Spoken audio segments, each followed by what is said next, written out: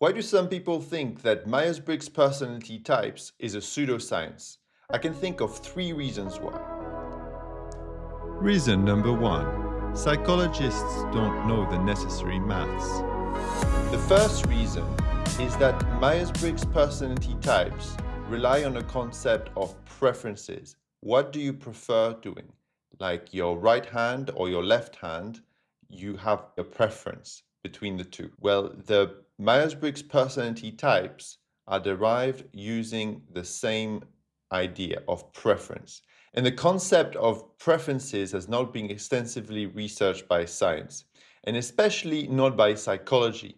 Traditional psychological concepts rely on a mathematical formalism, i.e., sets of equations, etc., that are from a much older time than the mathematical theory that you would need to support the concept of preferences.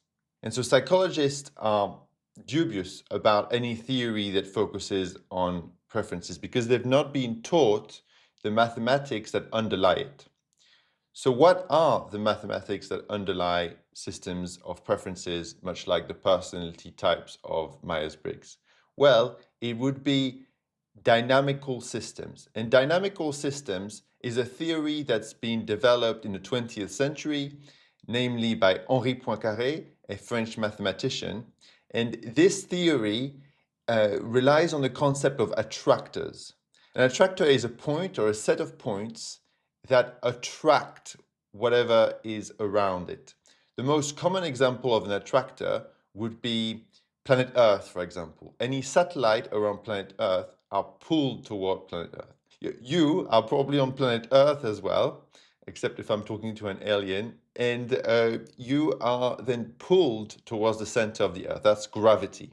Okay, that's an attractor, that's a concept of an attractor. A preference is the same thing. A preference for personality is something that you will be drawn to doing. It doesn't mean that you will do it, like you can jump from the earth, okay? But you will be pulled towards it. You will be pulled towards your preferences. Because otherwise, why would there be a preference, right? A preference means, by definition, that you're interested in doing this and you prefer doing that over other things. So you will be pulled towards doing that thing. This theory of attractors is much more recent and more difficult to easily see and easily capture in real life in terms of behavior, because the behavior, you might jump, so you might take a picture of someone while they're jumping and you say, well, gravity doesn't exist. Well, no, gravity does exist. It's just that you took a picture at that time. And of course, gravity is quite a simple system. But personalities is a very complex system. And so it's harder to see what the attractors are. But it doesn't mean they don't exist. Reason number two, you need to validate the theory yourself. Okay, so now the second reason why I think that some people think that Myers-Briggs personality types are a pseudoscience is that there is some validation, but there is not a ton of validation of it. Actually, there is a lot of validation of the Myers-Briggs type indicator, which is a test that looks for your preferences between different components of the theory. But there are some limitations with this test, and it is actually pretty well statistically validated. The thing is that a lot of people see this test as a test of behavior. It's not a test of behavior. It's a test of preferences, of cognitive preferences. And there is some confusion even by the makers. So there is some validation, but it's not as extensive as, for example, the Big Five personality trait inventory.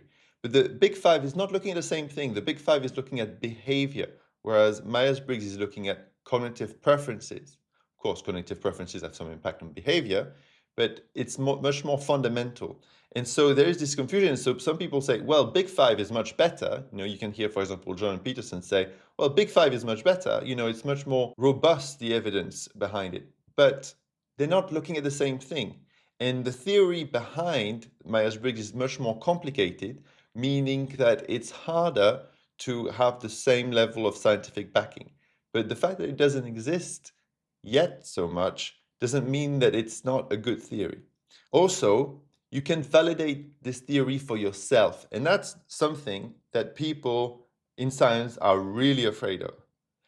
Anything, any theory where people think, oh, like you can just test it for yourself, see if it works. Like that raises a lot of alarm bells in many scientists. But actually, in this case, we're not talking about quantum theory. Like, you know, if you are a scientist who are measuring quantum particles, well, if there's a wrong theory out there, you can probably disprove it. It's okay. You will probably see quickly enough.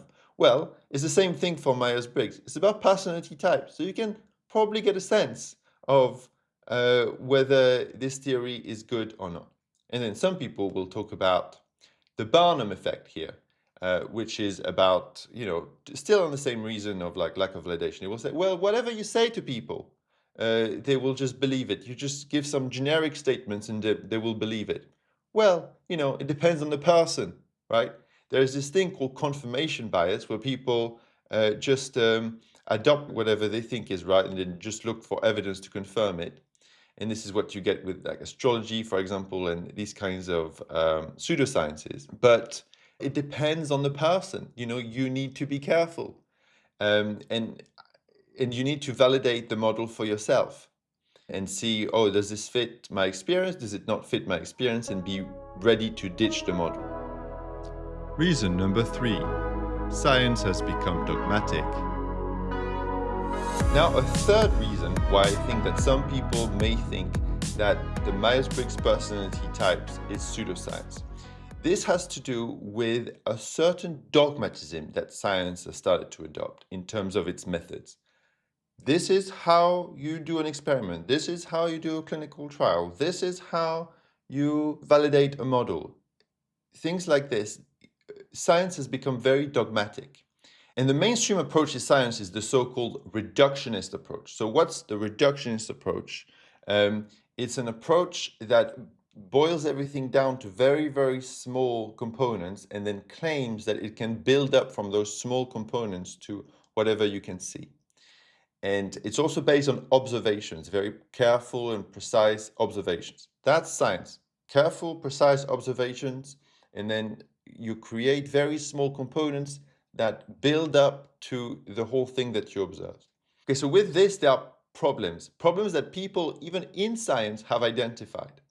One problem is that actually, if you have a complex system, it is hard to recreate the behavior that you can see from small components. Also, you might have different small components that recreate the same overall pattern, the same overall behavior. And it is very difficult to find the exact components just based on the behavior that you can see. And this is called the identifiability problem in science. It's not commonly known. Lots of scientists don't know this, but I went to Oxford to the Systems Approaches to Biomedical Science doctoral science program. And in this program, we tried to look at the limitations of science. And we tried to focus on thinking what a new kind of science would look like.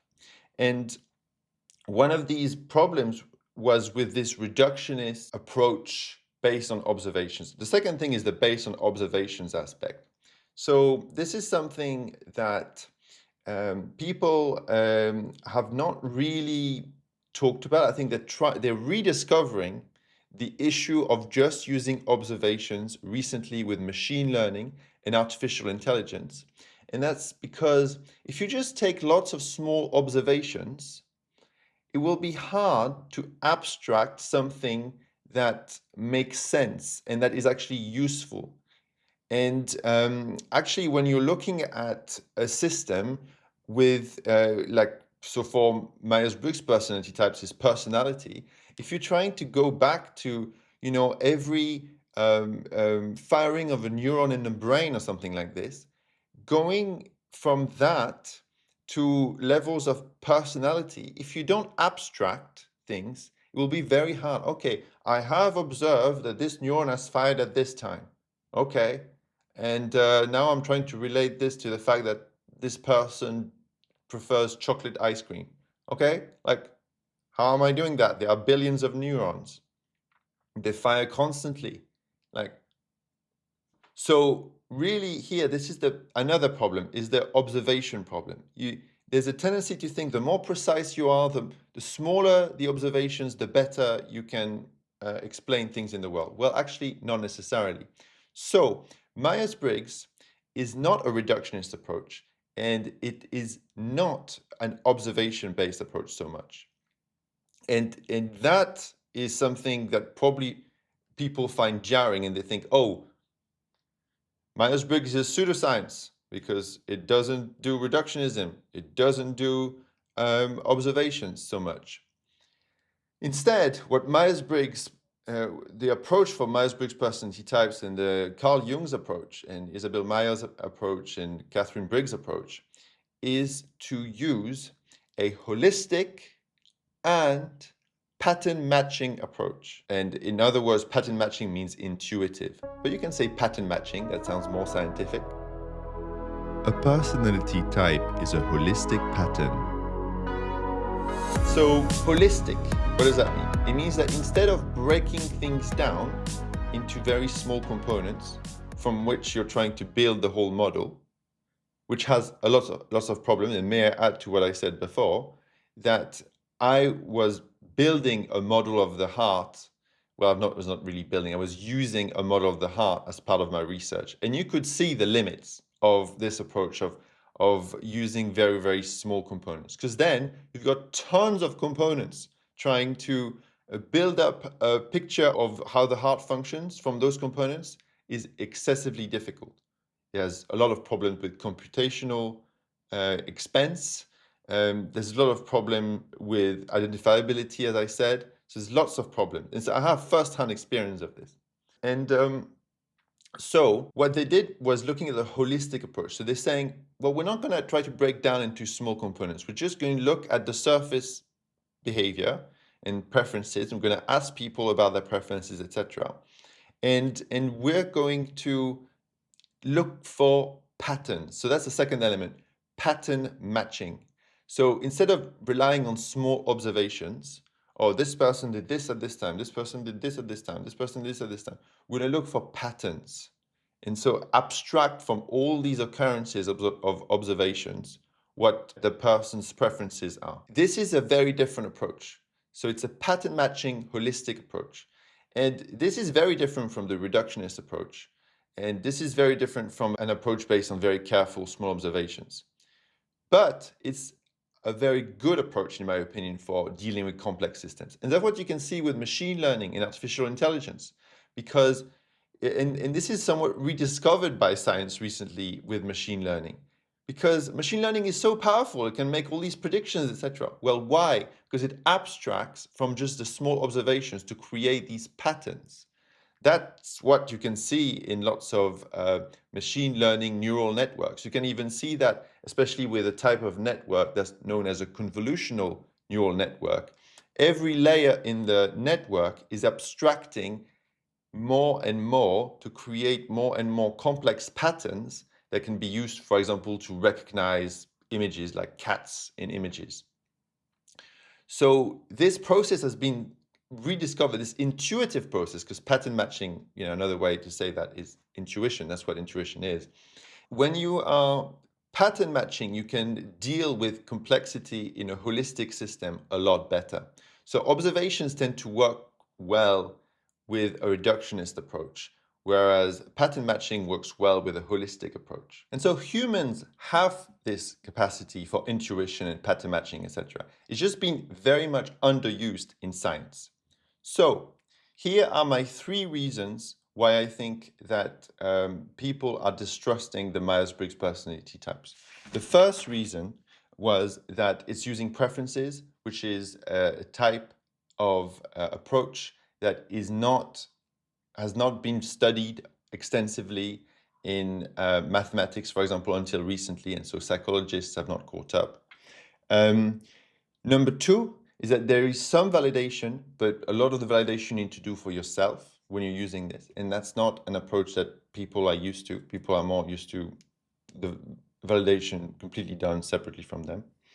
The third thing is that science has become dogmatic with a reductionist and observation-based approach. But actually, it is slowly rediscovering intuition and rediscovering pattern matching and rediscovering holistic approaches with machine learning, for example. And so the fact that it deviates from the mainstream of science is another reason why people might be skeptical of the Myers-Briggs personality types. But I think this is actually more the future of science in some way than pseudoscience. So I hope that this video has been helpful. Yes, let's rediscover the power of our intuition, and we can do this rigorously. I will, in the next video, help you determine for yourself whether the Myers-Briggs model is a model that is reasonable, that the way to define these personality types has come from a reasonable modeling process. So I'll build the model with you in the next video, and you can determine for yourself whether you think that the model is based on reasonable assumptions or it's more like astrology, because probably in astrology, if you derive it, you will see, well, there are lots of questionable assumptions there. So I'll do this in the next video. In the meantime, if you want to like, subscribe, that would be great. Please leave a comment about your opinion, for example, about Myers-Briggs. And see you in the next video. Bye-bye.